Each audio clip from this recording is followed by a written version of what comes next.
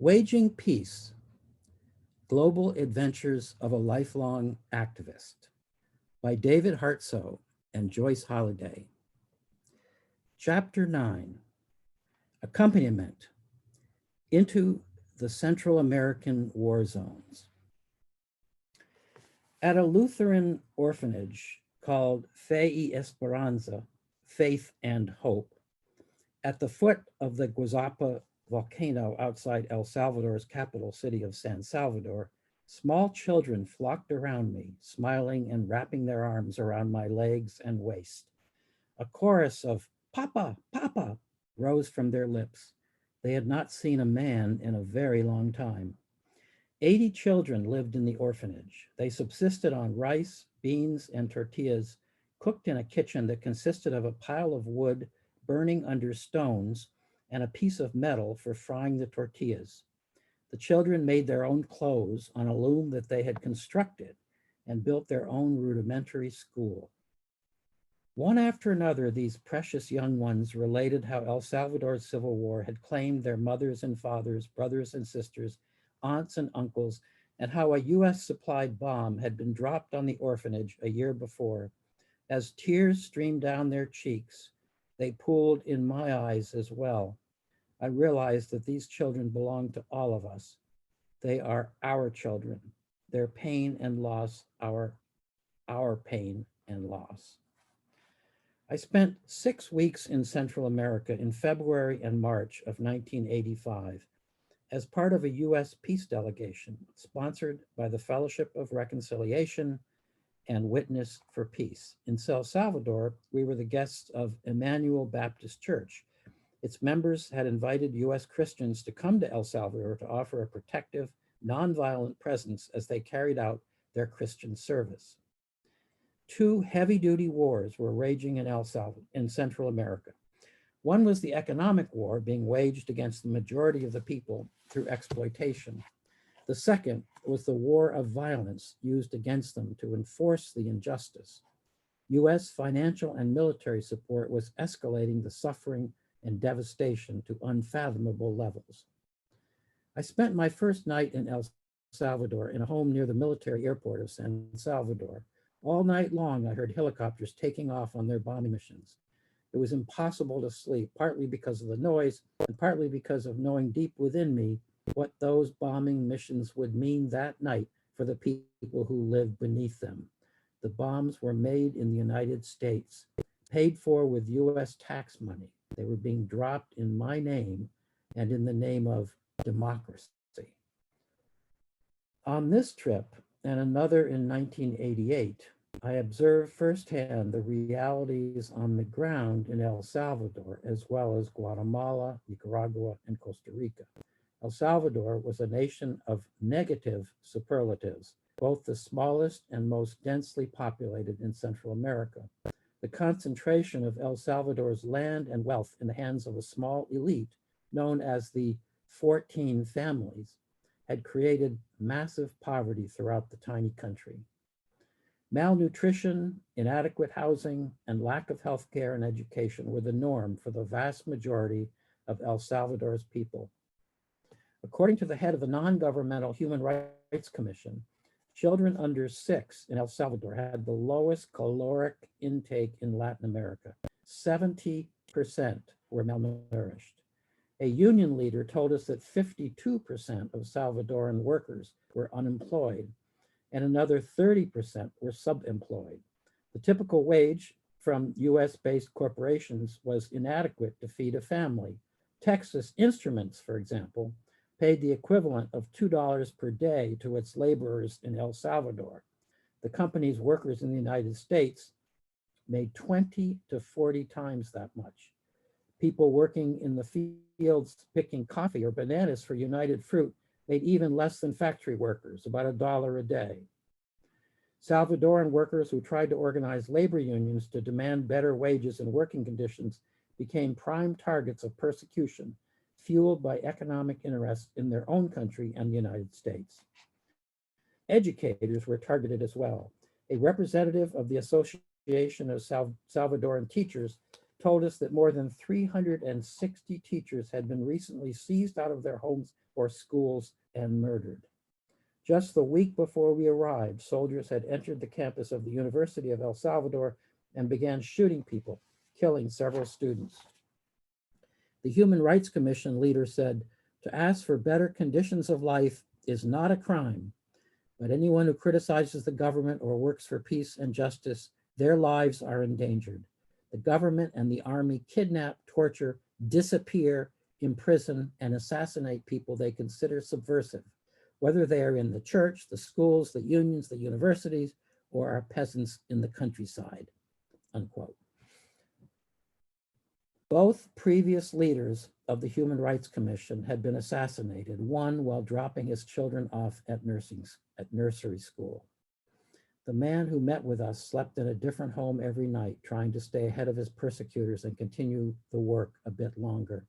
But for him, as for many people we met, he felt that the question was when, not if, he would be killed.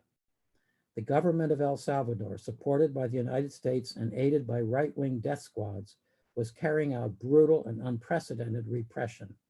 A union leader told us, "The government in El Salvador assassinates anyone who struggles for bread, land, and liberty." Among the many victims it had claimed were an archbishop, a dozen priests, and thousands of catechists, union organizers, students, teachers, and peasants. Between 1980 and 1988, 74,000 people were murdered in El Salvador, and 8,000 were disappeared. On the third day of my first trip to El Salvador, our group traveled to the eastern end of the country, where I counted more than 100 fires burning up mountains and across the countryside, all of which had been started by firebombs. A representative of Tutela Legal, the Human Rights Office of the Catholic Archdiocese, told us, "The Salvadoran military makes bombing operations and undertakes military offenses, destroying people's crops and burning their houses, as if everyone were combatants." The military was attempting to kill or scare away the people living in those areas, defoliating trees and bushes so that they had no place to hide. 1/6 of the country's inhabitants, 1 million people out of a population of 6 million, had been displaced, fleeing their homes to escape the persecution. Many of these refugees barely survived on a minimal supply of corn and beans. Residents from one village had fled to a refugee camp called Calle Real, where two of my friends were from San Francisco. Inez Betancourt Asensio and Francisco Herrera were working. The refugees told us the story of the military's attack on their village the previous January. Soldiers surrounded them and began shooting. For several hours, the people huddled on the ground, praying the Catholic rosary over and over as bullets flew over their heads. The soldiers carried a list of people they had labeled subversives and tried to remove them from Calle Real. But Inez, Francisco, and others surrounded those who were targeted so that the military could not take them. When I mentioned that I was a friend of Inez and Francisco, many individuals professed their profound love and deep appreciation for them and all that they had done to save people's lives. While we spoke with the refugees, a US bomber plane flew over the camp. It came so close that we could see the bombs visible on the bottom of the plane. One of the refugees said, "That kind of plane can't even land unless it drops its bombs." Our delegation met with several human rights organizations throughout El Salvador. At one of our gatherings, a man from a small indigenous village where people were being killed weekly pleaded with me, "Could you come to our village and just walk down the main street?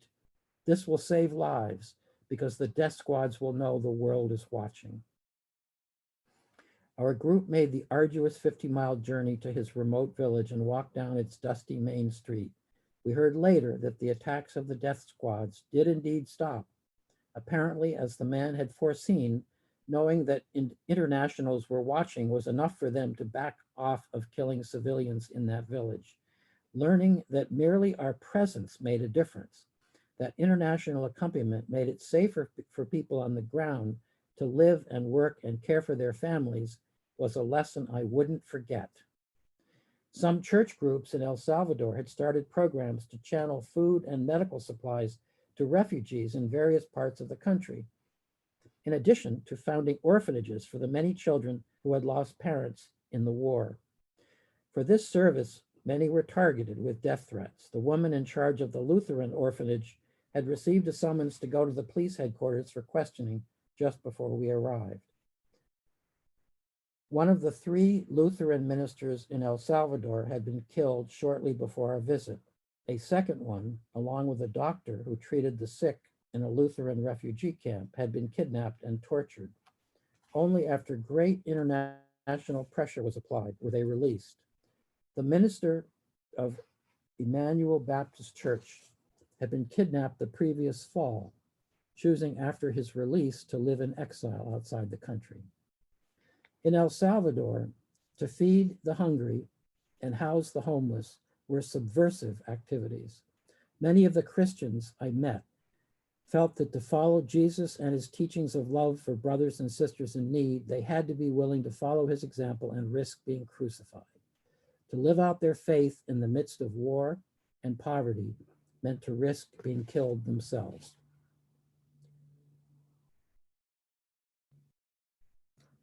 Monsignor Ricardo Urioste of the Catholic Archdiocese in San Salvador had been a colleague and close friend of Archbishop Oscar Romero, who was gunned down on March 24, 1980, while saying Mass in a hospital chapel. According to Urioste, when Romero found the poor, he found the church. The Monsignor said that the Archbishop, who did not hesitate to speak truth to power, was the most loved and most hated man in this country, loved by the poor and hated by the powerful. He added, just like Jesus. Urioste continued, if you go and spend time with and work with the poor, you will be called a subversive, unquote.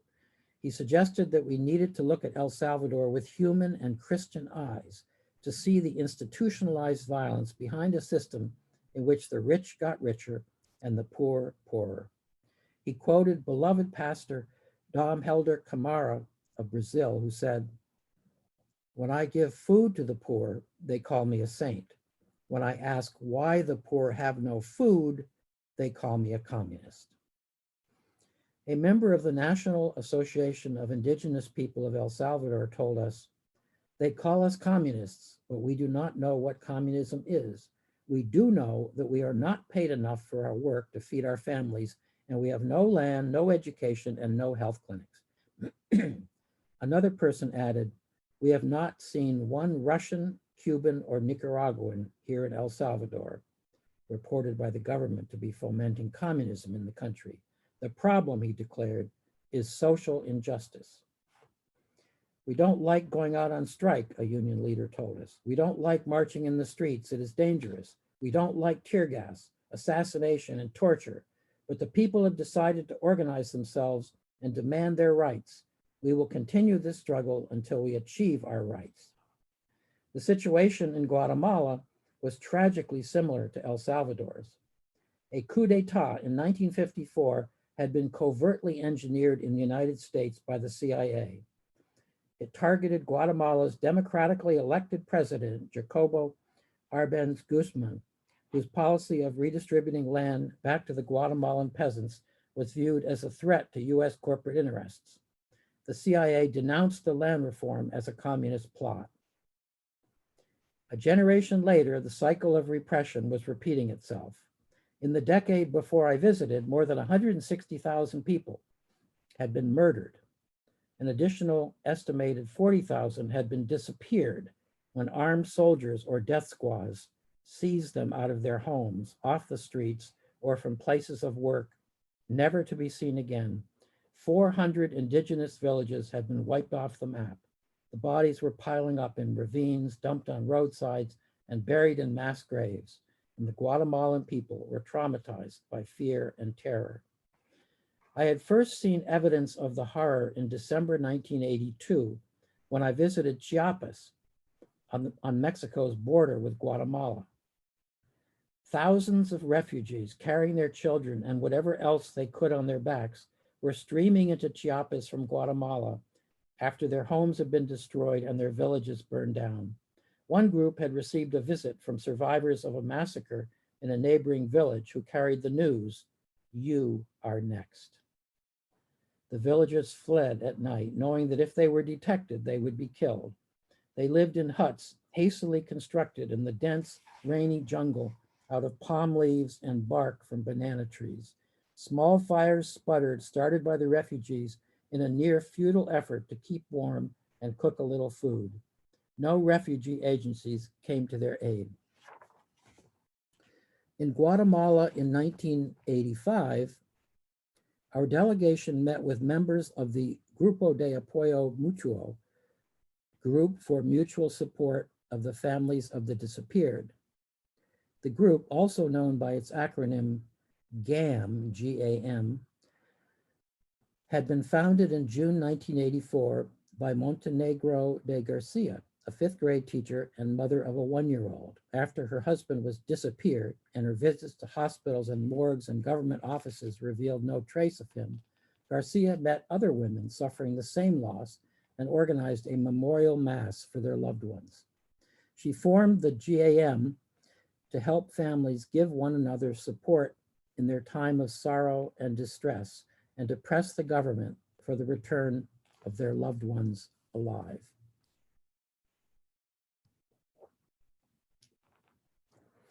Families of more than 500 of the disappeared had joined.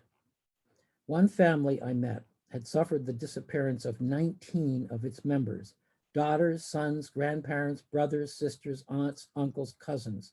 Only a 19-year-old sister, a 4-year-old brother, and an 80-year-old grandmother were still alive. Their grief, and that of the thousands of other families of the disappeared, was overwhelming. Members of the Grupo GAM had petitioned government officials, taken out ads in newspapers, held weekly nonviolent demonstrations for months, and even talked with Guatemala's president, pleading for the return of their loved ones. In mid-March of 1985, while we were there, President Oscar Humberto Mejia Victorres went on national television and denounced the Grupo as terrorists and communists who were being used by international subversives. In Guatemala, that was an invitation to the military and the death squads to begin their work. At the Grupo's weekly Friday march, I joined with more than 1,000 members, mostly women, as they walked peacefully along one of Guatemala's city's main boulevards, carrying photographs of their loved ones and asking, "Where are they?" They were dressed in their colorful indigenous clothing, and most were barefoot. Many were in tears, feeling the pain of the loss of their husbands, brothers, and sisters. Never have I felt so vulnerable, fearful that the death squads would open fire at any moment. I was part of a small team from Peace Brigades International, PBI, offering witness and accompaniment to the Guatemalans. The only weapons we had were our cameras, our notebooks, and some coins that we could use to make a phone call if something horrible happened to these brave people. The next day at the meeting of GAM, the members discussed what to do in the face of the death threats. In spite of the grave personal risks, one after another declared their unswerving commitment to continue to seek release for their family members. I was moved to tears by the love, faith, beauty, courage, and determination of these people. I shared with them some of the experiences of the mothers of the disappeared in El Salvador, whom I had visited the week before. I related some of the history of nonviolent struggles in the United States and other countries in the face of violence and repression. We talked together about strategies and group process. The GAM members appealed for any support we in the United States could give to their movement. With the help of the PBI team, Peace Brigades International, I was also trying to drum up support for them in Guatemala, especially among church people. But most people felt that to give any support after the president's remarks would be to risk death themselves. Within 2.5 weeks of my leaving Guatemala, 2 of the 6 leaders of the Grupo had been murdered. Hector Gomez had been brutally tortured and burned on his stomach and other parts of his body with a blowtorch. Maria Rosario Godoy de Cuevas was found dead with bite marks on her breasts, her 2-year-old son dead beside her with his fingernails pulled out. A third leader fled the country after heavily armed men spewing threats showed up at his workplace. One of the remaining leaders of the GAM appealed to the PBI members, "We don't want to die, but we cannot remain silent. Can you accompany us 24 hours a day?" The PBI members gulped and responded, "We will try."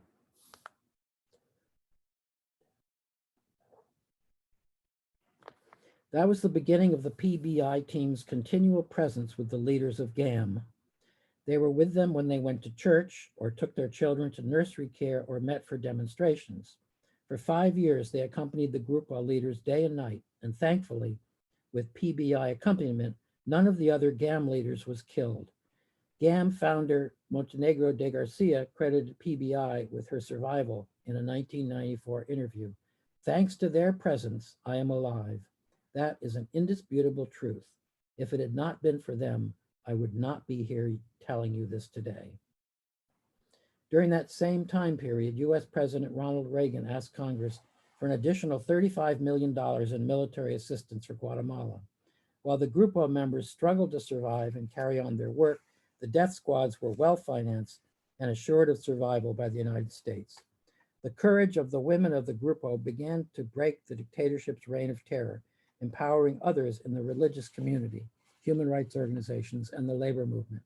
Many others all across Guatemala began organizing and speaking out against the outrages. Young indigenous men who were being dragged from their villages and forced to fight for the Guatemalan army began to resist. My friend Amilcar Mendez and Rigoberta Menchú, who was awarding the Nobel Peace Prize in 1992, began advocating for indigenous rights and educating the Indian peasant population in resistance to massive military oppression. Both Mendez and Menchú received many death threats for their work, but they carried on courageously along with many other Guatemalans.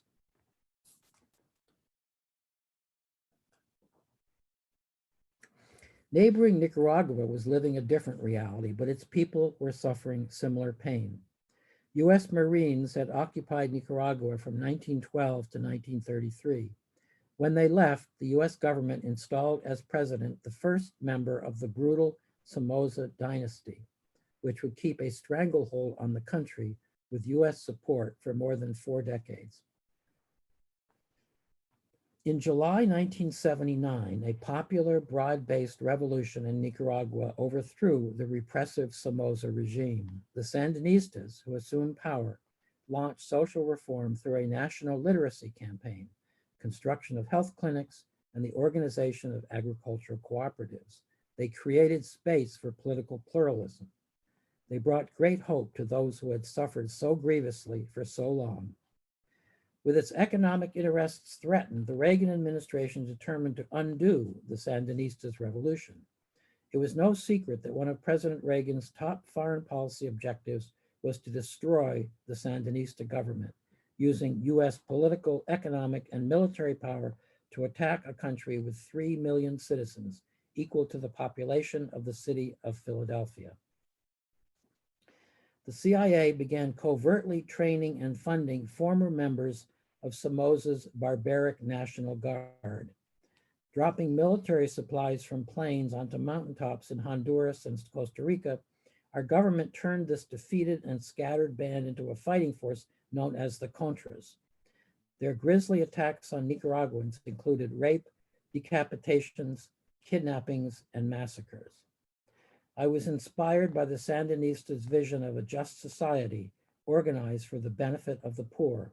What a rare blessing it was to be among people experiencing a sense of dignity and hope they had never before known. I wept to see the Nicaraguan people being attacked daily by my own country.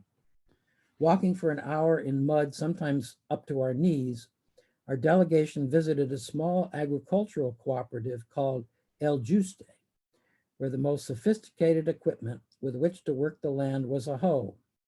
8 families lived there in shacks. They had been attacked repeatedly by the Contras. 10 of their family members had been murdered.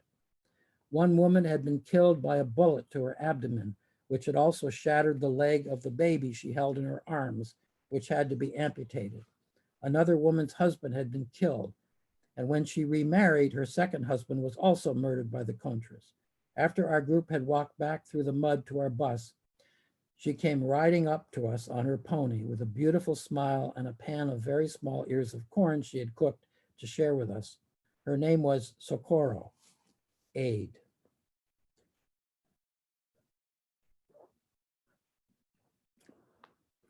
We visited a hospital and met a woman who had stepped on a landmine, the blood oozing through the bandages that wrapped what was left of her legs.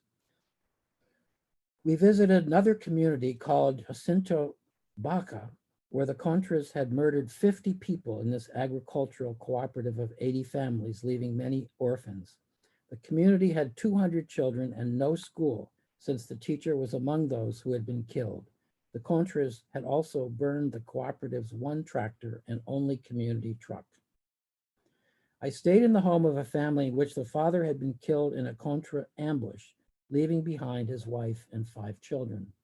They gave me a hammock for sleeping. I found a couple of trees on which to tie it, not realizing it was over a camouflage trench in the ground. The woman of the house said, "You can hang that there, but we'll have to go under you to hide if the Contras come." The eldest child, Navidad, which means Christmas in Spanish, was 15 years old. He worked in the agricultural cooperative 7 hours a day and then tended the family's plot of beans, corn, squash, and bananas to support and feed his loved ones. He made toy trucks for his younger siblings out of discarded scraps of wood and metal. When I looked into his beautiful brown eyes, tears welled up in my own. He carried so much weight on his young shoulders. On my return trip 3 years later, once again, as part of a US peace delegation sponsored by Witness for Peace and the Fellowship of Reconciliation, I was traveling with my daughter, Heidi, and my niece, Andrea. We rode in a van to a remote village nestled in the hills east of Nicaragua's capital city of Managua, where we planned to stay with a family.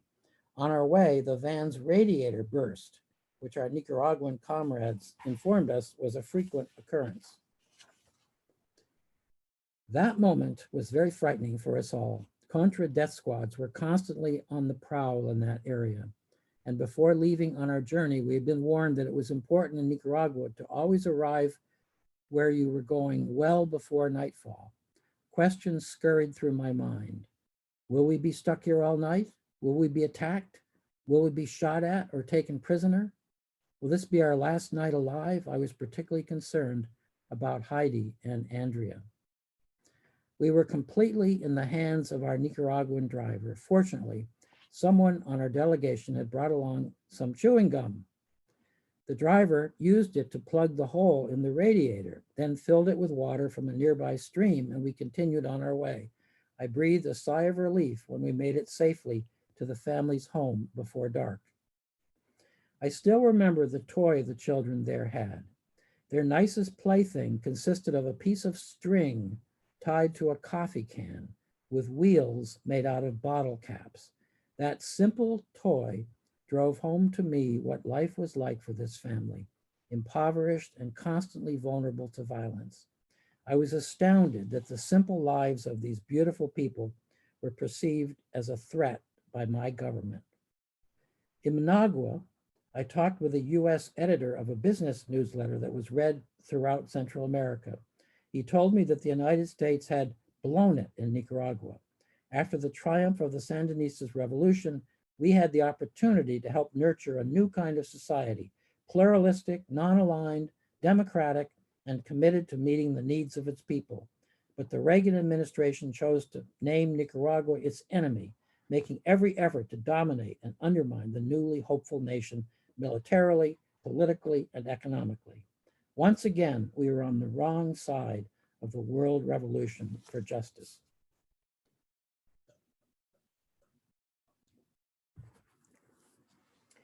Nicaragua's southern neighbor, Costa Rica, has been politically neutral and without an army since 1948.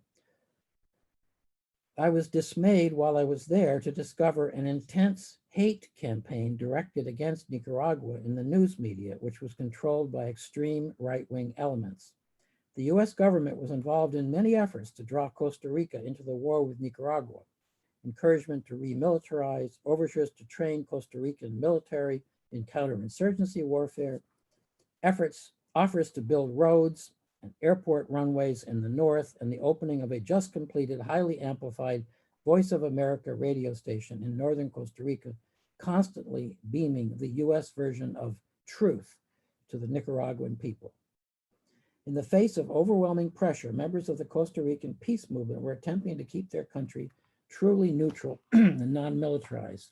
They were promoting nonviolent civilian-based defense as a means to defend Costa Rica against attack.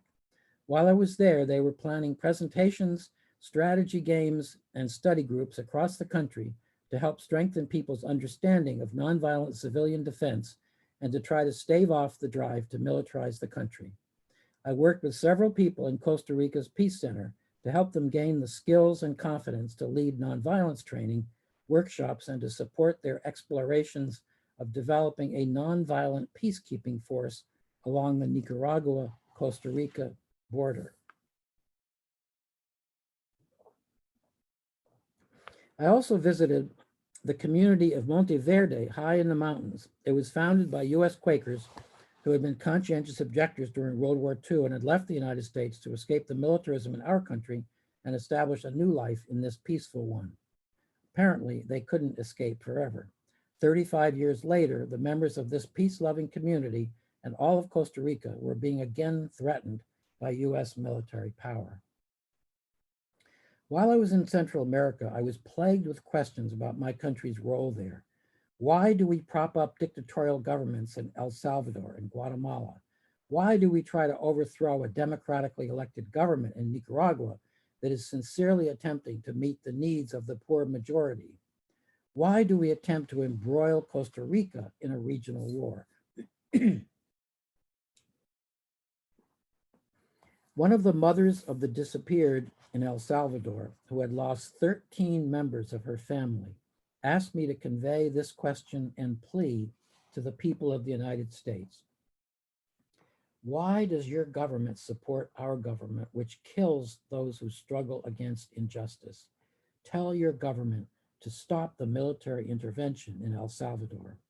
We believe that if the American people knew about the tens of thousands of people you are assassinating, you would stop the madness immediately. Don't send more military supplies, airplanes, and bombs. It is better to send clothes, medicines, professors, and nurses. We don't want more war and death. During my stay in El Salvador, I asked many people how long they felt their government could last without US military and economic support. The range of answers I received was from 1 day to 3 months, but almost all felt that without US backing, the Salvadoran government would have been forced to negotiate a political settlement and end the civil war. The Catholic Church in El Salvador had initiated a national dialogue as an effort toward peace. Monsignor Rioste told us that it was not likely to end the war because the military, wealthy Salvadorans, and the US government collaborated in believing that the way to a solution was through more war. This meant that many more poor people were going to die. I believe that if we in the United States had possessed faith and courage equal to what I witnessed in most Central Americans, we could have stopped the wars and ended US intervention. I was so moved by the dedication of Christians there to follow what they understood to be God's will for them, to meet the needs of the poor, the hungry, and the homeless, even when these acts were viewed by their governments as subversive and punishable by death.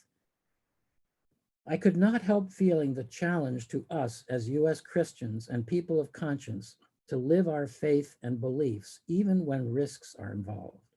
I felt it even more strongly when I pondered the truth that it was our country that was supplying the planes, helicopters, bombs, munitions, and military training whose devastation I saw everywhere. It was my country that was crucifying these people. One Salvadoran pleaded with us, the people of the United States need to come to understand the reality of the people of El Salvador, what your tax dollars are doing and paying for. He reminded us that our government was pumping in more than $2 million each day to support the government and the war in El Salvador. The only thing that can stop the war here, he said, is the American people. Some of us in the United States took those words seriously. I was part of several efforts aimed at stopping US intervention in Central America. One was Witness for Peace. This nonviolent, faith-based effort was launched in 1983 after a church delegation from North Carolina discovered that their presence in Jalapa, near Nicaragua's border with Honduras, was enough to stop counterattacks there. On their return to the United States, they called together a national meeting of peace activists who decided to organize a permanent presence of North American citizens in Nicaragua's war zones to provide peaceful, prayerful protection for vulnerable Nicaraguans. I co-led a nonviolence training for a long-term Witness for Peace team, a very courageous group of 16 people who had committed to live among and work with the Nicaraguan people for at least 6 months. They lived in areas under counterattack to say as strongly as possible to the US government and to the Contras, if you continue to attack and kill the people of Nicaragua, you will have to risk killing us as well. One of their critical roles was to host short-term teams, 3 groups of 20 people each month from across North America. These teams spent 2 weeks in Nicaragua, gathering eyewitness testimony, documenting Contra atrocities, holding vigils, and offering prayers. They then returned home to share their experiences and tell the truth about the Contras, which the Reagan administration's propaganda consistently referred to as freedom fighters and compared to our founding fathers. I spent a couple of weeks in the northern border area with Witness for Peace volunteers. I trained some of the long-term team members to become trainers themselves so that they could offer nonviolence training to other North Americans and Nicaraguans in their religious community who wanted to participate in Witness for Peace actions. And I helped to develop a library on nonviolence at the Witness for Peace office in Managua. One of the great blessings on one of my trips was a long visit with Miguel Descoto Brockman, Nicaragua's foreign minister, who was a Maryknoll priest who would later serve as president of the United Nations General Assembly. Descoto has been a strong and persistent proponent of nonviolence. He explained, creative, active nonviolence is not to be confused with quietism or resignation in the face of evil. Rather, it is active, persistent opposition to violence in all its forms. This is the core of the message Jesus brings to us. For too long, he said, the church had been a pillar of support for the old established order. Too many church leaders in Nicaragua, according to Descoto, were lackeys of imperialist interests, and too many in the United States were silent in the face of the conflagration being perpetrated against Central America. The church, he told us, should be taking the lead in transforming societies toward brotherhood and sisterhood. It, quote, needs to provide leaven in the loaf to provide vision. Descoto understood well the risk of renouncing injustice, exploitation, and violence. What happened to Jesus is what happens when one order is being challenged by another, he said. The cross is the inevitable consequence of following the teachings of Jesus. To fulfill our responsibilities as Christians, we need to risk our lives. That requires grace and courage, according to Descoto, who advised, start by reflecting on the message of Christ and then pray for the strength to live it. Descoto declared, there comes a time when you must put conscience above all. To preserve my life is not as important as following my Father's will. The reprisals that came down on him included being suspended from the priesthood by the Vatican. I was surprised to hear the weight of this burden for him. Death would be easier than being suspended from the priesthood, he said. Nonviolence requires more than ordinary power, he continued, but we can get it. To be truly Christian is to be dedicated to this kind of social transformation. The Sandinistas, he added, have shown that religion and gospel values can be very helpful in creating a new society. Discoto and other Nicaraguan government leaders were convinced that only dialogue and negotiation could bring true peace, aware that their best guarantee of a stable future was to develop diplomatic and trade relationships with many countries. The Sandinistas had made repeated overtures toward ending the counterattacks and normalizing relations with the United States. But the Reagan administration had recently broken off bilateral talks with Nicaragua and tried to block the Contadora process, a diplomatic effort by the foreign ministers of Mexico, Venezuela, Colombia, and Panama to stabilize Central America by preventing confrontation between neighboring nations and ending direct military intervention by the United States.